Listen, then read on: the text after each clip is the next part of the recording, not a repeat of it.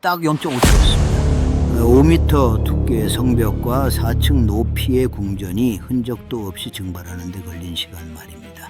2021년 전 세계를 뒤흔든 네이처의 논문, 그리고 2025년 돌연철호해와 재등장, 과학조차 이 멸망의 증거 앞에 당황하고 있습니다.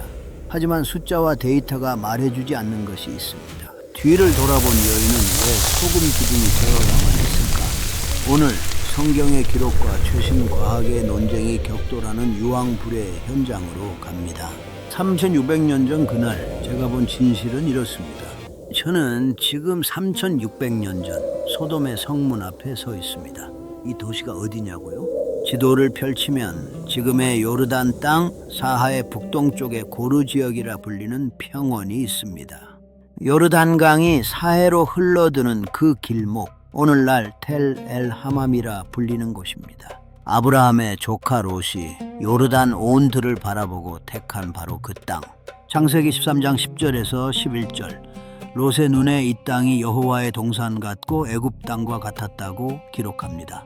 그만큼 물이 풍부하고 초목이 넘쳤다는 뜻입니다. 지금은 메마른 황무지입니다. 그런데 3600년 전 제 눈앞에 펼쳐진 이곳은 전혀 다릅니다. 성벽 두께 5m, 성문의 높이는 고개를 뒤로 젖히어야 끝이 보입니다. 성문을 지나자마자 느껴지는 건 물소리입니다. 요르단 평원에서 끌어온 수로가 도시 한가운데를 관통하고 있고, 이 도시에는 온천과 냉천이 동시에 솟습니다. 남부 레반트, 어디에서도 본 적 없는 광경입니다. 시장에 들어서면 곡물이 넘칩니다. 과일이 쌓이고 고기 굽는 냄새가 끊이질 않습니다. 궁전 발코니에서는 낮부터 연회 소리가 들립니다. 이 도시는 배고픔이라는 단어를 모릅니다. 그런데 이상한 장면을 봅니다. 성문 옆에 한 남자가 앉아 있습니다. 옷은 찢어져 있고 맨발입니다. 지나가는 사람 중 누구도 그를 보지 않습니다. 한 상인은 그의 발을 밟고 지나가면서 웃고 있습니다. 에스겔 16장 49절. 내 아우 소돔의 죄악은 이러하니 그와 그 딸들에게 교만함과 양식의 풍족함과 태평함이 있었으며 또한 가난하고 궁핍한 자를 돕지 아니하였음이니라. 이 구절이 눈앞에서 펼쳐지고 있습니다. 저는 거리를 걸으며 관찰합니다. 사람들의 얼굴에는 미소가 있지만 온기는 없습니다. 인사를 건네지만 눈은 마주치지 않습니다. 풍요는 넘치는데 나눔은 없습니다. 이 도시의 면적은 약 300에이커. 4층 높이의 궁전은 4천만 6천만 개의 진흙 벽돌로 지어졌으며, 남부 레반트 청동기 시대에서 가장 오래 존속한 도시, 약 3000년간 번영했습니다. 하지만 수로는 궁전과 부유한 구역만을 위해 흐릅니다. 가난한 자들의 구역에는 물이 닿지 않습니다. 도시의 인프라 자체가 차별을 설계하고 있습니다. 해가 지기 시작합니다. 궁전의 연회 불빛이 성벽 너머로 쏟아집니다. 이 도시에서 가장 밝은 곳이 가장 차가운 곳입니다. 소돔에서의 첫 번째 밤. 저는 이 도시가 멸망할 것이라는 걸 알고 있습니다. 하지만 이 거리에 누구도 그것을 모릅니다. 소돔에서의 첫 번째 밤이 지나고 저는 이 도시에서 남서쪽으로 약 1시간 거리 헤브론 근처 마물의 상수리 나무 곁에 서 있습니다. 한 노인이 장막 입구에 앉아 있습니다. 나이 99, 그러나 눈빛은 흐리지 않습니다. 아브라함입니다. 그때 길 위에 세 사람이 나타납니다. 먼지를 일으키며 걸어오는 그들을 보자마자 아브라함이 자리에서 일어나 달려갑니다. 99살의 몸이 달리고 있습니다. 내 주여, 지나가지 마시옵고 종에게 머물러 주소서. 물을 가져옵니다. 발을 씻깁니다. 그리고 사라에게 말합니다. 건가루새 쇠로 떡을 만들라. 이것은 약 22리터에 달하는 양입니다. 세 사람을 대접하는데 22리터의 밀가루는 필요하지 않습니다. 이것은 식사가 아닙니다. 잔치입니다. 낯선 나그네 셋을 위해 마을 잔치 규모의 상을 차리는 것입니다. 그뿐이 아닙니다. 아브라함은 직접 소떼에게 달려갑니다. 이 종에게 시기는 게 신음입니다. 99살의 몸에 직접 달려가서 기름지고 좋은 송아지를 고릅니다. 아무 송아지가 아니라 가장 좋은 것을 고릅니다. 여기서 한 가지를 봐야 합니다.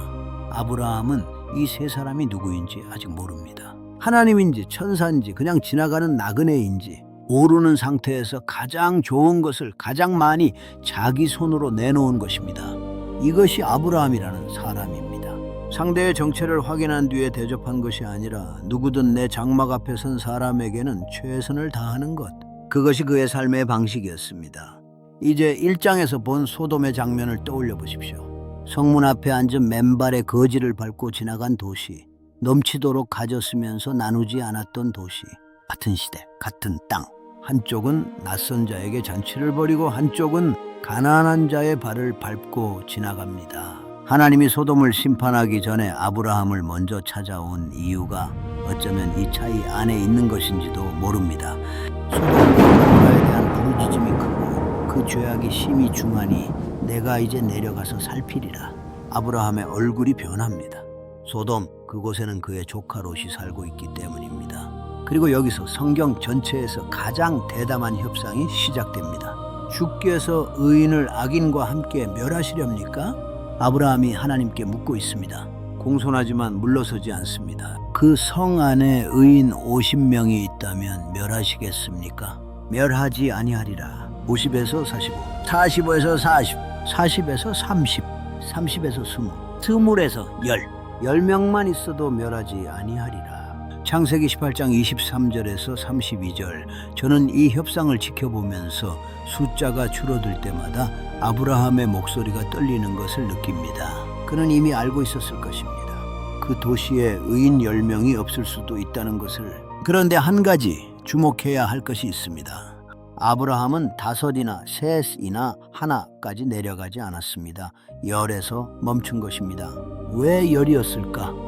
히브리 전통에서 미니안은 공동체를 구성하는 최소 인원 10명입니다. 아브라함은 개인의 의로움이 아니라 공동체가 유지될 수 있는 최소한의 도덕적 기반을 물은 것입니다. 10명의 의인, 그것은 한 도시가 존재할 자격이 있는가에 대한 질문이었습니다. 협상이 끝납니다. 하나님이 떠나시고 아브라함은 그 자리에 서 있습니다. 해가 기울고 있습니다. 소돔 방향에 하늘이 붉게 물들기 시작합니다. 아직은 석양 때문입니다. 저는 아브라함의 뒤를 따라 언덕 위에 섭니다. 저 멀리 소돔의 성벽 위로 연회의 불빛이 오늘도 반짝입니다. 그들은 모릅니다. 이 밤이 마지막 밤이 될 수 있다는 것을. 해가 집니다. 저는 다시 소돔 성문 앞에 서 있습니다. 성문 곁에 한 남자가 앉아 있습니다. 롯입니다. 고대 근동에서 성문에 앉는다는 것은 단순한 휴식이 아닙니다. 그것은 그 도시의 장로이자 재판관의 자리입니다. 롯은 이 도시에서 나름의 지위를 가진 사람이었습니다. 그때 두 사람이 걸어옵니다. 아브라함의 장막을 떠나 소돔으로 향했던 두 천사입니다. 롯이 그들을 보자마자 일어나 엎드려 절합니다. 그리고 간청합니다. 내 주여, 종의 집으로 들어와 쉬소서. 발을 씻으시고 아침에 일찍이 일어나 갈 길을 가소서. 저는 여기서 아버지의 그림자를 봅니다. 아브라함이 3사람에게 달려갔듯 롯도 2사람에게 달려갑니다. 삼촌에게서 배운 환대의 습관이 아직 남아있는 것입니다. 두 천사는 처음에 거절합니다. 아니라 우리는 거리에서 자겠노라. 그러나 롯이 간곡히 청하여 결국 그의 집으로 들어갑니다.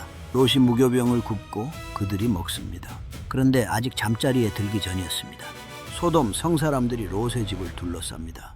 노소를 막론하고 성 사방에서 몰려옵니다. 창세기 19장 4절 노소를 막론하고라는 표현에 주목해야 합니다. 이것은 일부의 일탈이 아닙니다. 도시 전체가 동의하고 있다는 뜻입니다. 그들이 외칩니다. 이 저녁에 내게 온 사람들이 어디 있느냐, 이끌어내라. 롯이 문 밖으로 나갑니다. 문을 등 뒤로 닫고 군중 앞에 섭니다. 청하건대 내 형제들아, 이런 악한 일을 하지 말라. 창세기 19장 7절 롯은 그들을 형제라고 부릅니다. 이 도시에서 수십 년을 살아온 사람이 말입니다. 그러나 군중의 대답은 차갑습니다. 이 자가 들어와 거류하면서 우리의 법관이 되려 하는도다. 너를 그들보다 더 헤아리라. 거류민, 즉 외지인이라는 것입니다. 수십 년을 살았어도 롯은 이 도시에서 끝내 자기 사람이 되지 못했습니다. 그리고 지금 그 사실이 칼날이 되어 돌아옵니다. 군중이 롯을 밀어붙이며 문에 가까이 다가옵니다. 바로 그 순간 안에서 손이 뻗어 나옵니다. 두 천사가 롯을 집 안으로 끌어들이고 문을 닫습니다. 그리고 문 밖의 사람들에게 시력을 잃게 합니다. 문 밖의 무리를, 대소를 막론하고 그 눈을 어둡게 하니 그들이 문을 찾느라고 헤매었더라.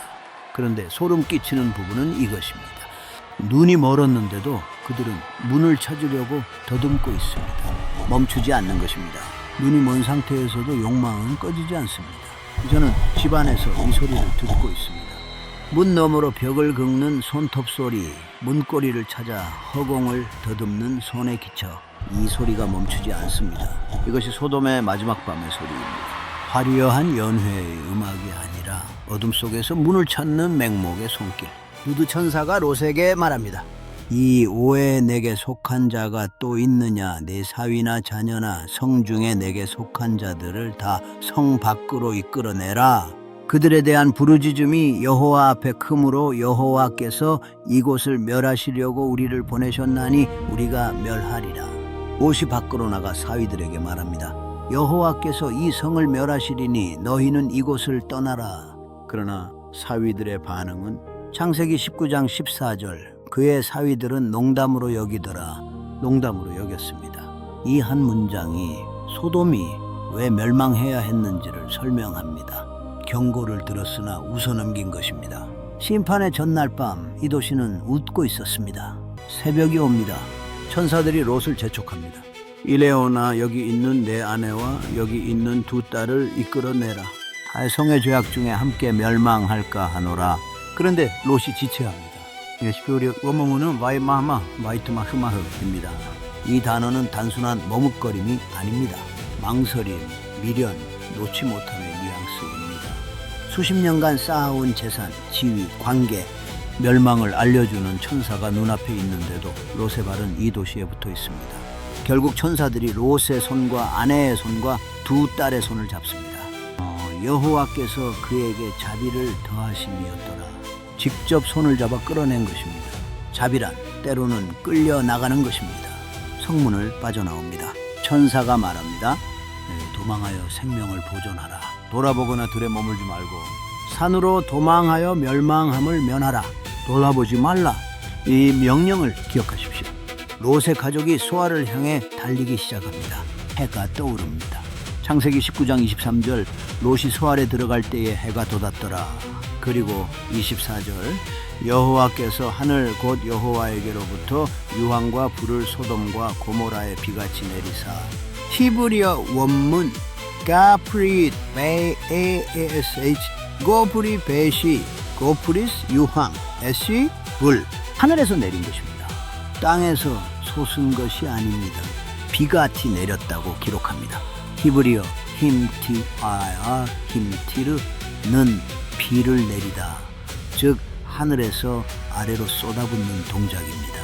그리고 25절 그 성들과 온들과 성에 거주하는 모든 백성과 땅에 난 것을 다 엎어 멸하셨더라. 에오피다로 번역된 히브리어 하파 KH 하파크는 단순한 파괴가 아니라 완전히 뒤집다는 뜻입니다. 도시가 문자 그대로 뒤집어진 것입니다. 저는 소알 언덕에서 뒤를 돌아봅니다. 소돔이 있던 자리에서 하늘로 치솟는 것이 보입니다. 창세기 19장 28절 아브라함의 시점. 그 땅의 영희가 옹기가마의 연기같이 치솟음을 보았더라. 옹기가마 히브리어 KH ip산 키브션은 석회 가마 혹은 재련로를 뜻합니다. 온도는 최소 900도에서 1100도. 그런데 이 표현은 아브라함이 헤브론에서 소돔까지 직성거리 약 60만 80km 밖에서 본 것입니다. 그 거리에서 가마의 연기처럼 보였다는 것은 실제 현장의 규모가 상상을 초월했다는 뜻입니다. 저는 오늘 소돔에서 80km 떨어진 헤브론의 언덕에 서 있는 한 노인을 봅니다. 바로 아브라함입니다. 그는 어제까지만 해도 의인 10명을 찾으며 신과 협상했던 간절한 중보자였습니다. 하지만 지금 그의 눈앞에 펼쳐진 것은 푸른 들판이 아니라 하늘을 집어삼킬 듯 옹기가마처럼 치솟는 검은 영희뿐입니다. 그 먼 거리에서도 보일 만큼 거대했던 그 연기의 기둥을 보며 그는 무슨 생각을 했을까요? 도카로스의 이름을 몇 번이나 불렀을까요? 80km 밖까지 전해진 그 뜨거운 열기보다 더 아픈 건 결국 의인 10명을 찾지 못했다는 절망적인 정적이었을 겁니다. 그리고 26절 성경은 단 한 문장으로 그녀의 종말을 기록합니다. 롯의 아내는 뒤를 돌아보았으므로 소금 기둥이 되었더라. 히브리어 엔티시아이비 멜라이츠 넷지부 멜라흐 네티브는 기둥, 기념비를 뜻하고 멜라흐는 소금입니다. 왜 하필 소금이었을까요? 학자들은 지질학적 폭발과 암염 기둥의 형성 과정을 설명하려 애쓰지만 저는 그 차가운 기둥 앞에서 과학 대신 그녀의 마음을 읽어보려 합니다. 사하의 지역의 지질학적 특성을 보면 사해 남쪽의 소돔산 마운트 소돔은 높이 약 220m의 거대한 암염 기둥입니다. 이 지역 전체가 소금으로 이루어져 있습니다. 대격변이 일어났을 때 지하의 소금층이 폭발적으로 분출되었을 가능성. 그러나 성경은 과학적 설명을 하지 않습니다. 성경이 말하는 것은 단 하나입니다. 뒤를 돌아보았으므로 그녀에게 소돔은 심판받아야 할 죄악의 도시가 아니었습니다. 내 아이들을 키워낸 집이었고 매일 아침 안부를 묻던 시장 골목이었으며 흙먼지 묻혀가며 일궈온 그녀의 전부였습니다. 뒤를 돌아보지 말라는 명령은 가혹했습니다.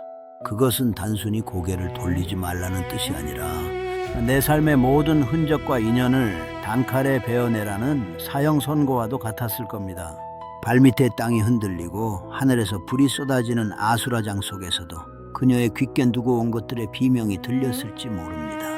제 딱 한 번만, 마지막으로 한 번만 볼 수 있다면 그 찰나의 망설임, 그 치명적인 미련이 그녀의 발목을 잡았습니다.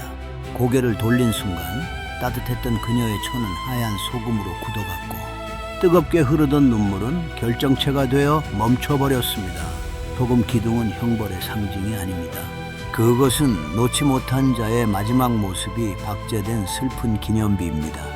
몸은 구원을 향해 달리고 있었지만 마음은 차마 소돔을 떠나지 못했던 여인. 오늘을 사는 우리도 매일 무언가를 뒤에 남겨두고 달리고 있지 않습니까? 시청자분은 지금 무엇에 미련을 두어 마음의 발걸음이 멈춰서 있나요? 화려한 도시는 0.5초 만에 사라졌습니다. 그런데 과학은 이 현장에서 무엇을 발견했을까요? 저는 이제 2005년으로 돌아옵니다. 2005년 요르단사해 북동쪽 미국 트리니티 사우스웨스트 대학의 스티븐 콜린스 박사가 사벌땅에 꽂습니다. 이곳의 이름은 톨 엘 함맘, 달 엘 하맘입니다. 면적 약 300에이커, 남부 레반트 청동기 시대 최대 규모의 도시 유적입니다. 이 도시는 약 3,000년 동안 번영했습니다. 그리고 어느 시점에 갑자기 사라졌습니다. 발굴이 진행되면서 이상한 층이 나타납니다. 두께 약 1.5m의 파괴층, 숯과 재, 그리고 녹아내린 도자기가 녹으려면 최소 1590도가 필요합니다. 일반적인 화재로는 불가능한 온도입니다. 진흙 벽돌은 1400도 이상에서 용융된 흔적을 보입니다. 그런데 더 놀라운 것이 나옵니다. 이리듐과 백금 나노 입자. 이것들이 형성되려면 최소 2466도 이상이 필요합니다. 그리고 다이아몬드형 탄소 구조. 이것은 극도의 압력과 온도가 순간적으로 가해졌을 때만 만들어집니다. 2021년 9월 20일 네이처 계열 학술지 Scientific Reporters의 논문 한 편이 실립니다. A Tunguska-sized airburst destroyed Tal El Hammam, a Middle Bronze Age city in the Jordan Valley near the Dead Sea. 탕구스카 계열 공중 폭발이 사해 인근 요르단 계곡의 중기 청동기 도시 톨 엘 함맘을 파괴했다. 이 논문의 핵심 주장은 이것입니다. 기원전 약 1650년 소행성 또는 해성 파편이 대기권에 진입하며 도시 상공에서 폭발했다. 폭발 온도는 섭씨 3700도 이상, 폭풍 속도는 초속 수백 미터. 이것이 0.5초 만에 도시를 증발시켰다. 비교하면 이렇습니다. 1908년 러시아 시베리아 퉁구스카 사건, 공중 폭발로 2150제곱킬로미터의 산림이 쓰러졌습니다. 톨 엘 함맘의 파괴 규모는 이에 필적하거나 그 이상으로 추정됩니다. 그리고 한 가지 더, 파괴층에서 비정상적으로 높은 소금 농도가 검출됩니다. 약 4중량%. 즉, 흙 100g 중 4g이 소금이었습니다. 일반 토양에서는 나올 수 없는 수치입니다. 연구팀은 폭발의 충격파가 사해의 소금물을 끌어올려 도시 전체에 뿌렸을 가능성을 제시합니다. 소금 기둥, 소금에 절여진 도시. 그런데 이 논문은 전 세계적으로 큰 반향을 일으킨 뒤 예상치 못한 전환을 맞습니다. 2025년 4월 24일 Scientific Reports는 이 논문을 공식 철회합니다. 철회 사유는 세 가지였습니다. 첫째, 지질학적 지구화학적 증거가 공중 폭발을 입증하기에 불충분하다. 둘째, 1908년 툰구스카 사건과의 비교가 부적절하다. 셋째, 일부 분석 방법론에 대한 학계의 이의가 해소되지 않았다. 그러나 이야기는 여기서 끝나지 않습니다. 2025년 5월 24일 철회 한 달 뒤 동일 연구팀이 새로운 논문을 발표합니다. Haxelgy Airbursts and Cratering Impacts. 이번에는 이전 논문에서 비판받은 부분을 보강합니다. 충격 서경의 EBSD 전자 후방 산란 회절 분석, 남서에서 북동 방향의 충격파 증거, 하이드로코드 시뮬레이션을 통한 폭발 모델링. 학계의 논쟁은 현재 진행형입니다. 한편 톨 엘함맘이 성경의 소돔인지에 대해서도 여전히 두 가지 입장이 존재합니다. 전통적 견해는 소돔을 사해 남동쪽 바브 에드드라 비아비 이데이티에처라 일대로 봅니다. 콜린스 박사의 견해는 사해 북동쪽 톨 엘함맘이 소돔이라고 주장합니다. 근거는 창세기 13장의 지리적 서술입니다. 롯이 요르단들을 바라보고 동쪽으로 이동했다는 기록, 그리고 이 도시의 규모가 성경이 묘사하는 소돔에 가장 부합한다는 것입니다. 확실한 것은 하나입니다. 이 지역에서 기원전 1950년경 설명하기 어려운 규모의 파괴가 실제로 일어났다는 것, 그리고 그 파괴의 흔적이 성경의 기록과 기이할 정도로 겹친다는 것입니다. 정리하겠습니다. 과학은 이렇게 말합니다. 기원전 약 1950년 사해 인근에서 대규모 고온 파괴 사건이 발생했다. 공중 폭발 가설은 철회되었지만 새로운 데이터와 함께 재제출되었다. 파괴층에는 용융 도자기, 충격 변성 석영, 이리듐 나노 입자, 그리고 비정상적 소금 농도가 존재한다. 성경은 이렇게 말합니다. 여호와께서 하늘로부터 유황과 불을 비같이 내려 소돔과 고모라를 엎어 멸하셨다. 뒤를 돌아본 롯의 아내는 소금 기둥이 되었다. 두 기록 사이에는 겹치는 것이 있고 겹치지 않는 것도 있습니다. 겹치는 것, 하늘에서 내려온 파괴, 극초고온, 순간적 멸망, 소금, 겹치지 않는 것, 연대입니다. 성경 연대를 아브라함 시대로 추정하면 기원전 약 2067년에서 1816년 사이, 톨 함맘의 파괴층은 기원전 약 1950년, 최소 200년에서 최대 400년의 차이가 있습니다. 이 간극은 아직 해소되지 않았습니다. 또 하나의 가설도 있습니다. 사하의 지구대는 아프리카 아라비아판의 경계에 위치합니다. 이 지역은 고대로부터 지진이 빈번했고 지하에는 메탄과 유황가스가 존재합니다. 대규모 지진이 이 가스를 지표로 분출시키고 자연점화가 일어났을 가능성, 이것이 지진가스 폭발 가설입니다. 공중 폭발인가, 지진 폭발인가, 혹은 우리가 아직 모르는 무엇인가. 과학은 여전히 답을 찾고 있습니다. 그러나 한 가지 과학이 대답할 수 없는 질문이 남습니다. 에스겔은 소돔의 죄가 교만과 풍족함과 태만함, 그리고 가난한 자를 돌보지 않은 것이라 했습니다. 창세기는 심판 전날 밤 도시 전체가 하나의 악에 동의했다고 기록합니다. 아브라함은 의인 10명을 찾으려 했지만 10명이 채워지지 않았습니다. 3700도의 불이 이 도시를 태운 것이 아닙니다. 이 도시는 인간의 온기는 온데간데 없이 사라진 지 오래전이었습니다. 가장 뜨거운 불은 가장 차가운 도시 위에 내렸습니다. 저는 다시 사하의 서쪽 해안에 서 있습니다. 발밑에서 소금 결정이 부서지는 소리가 납니다.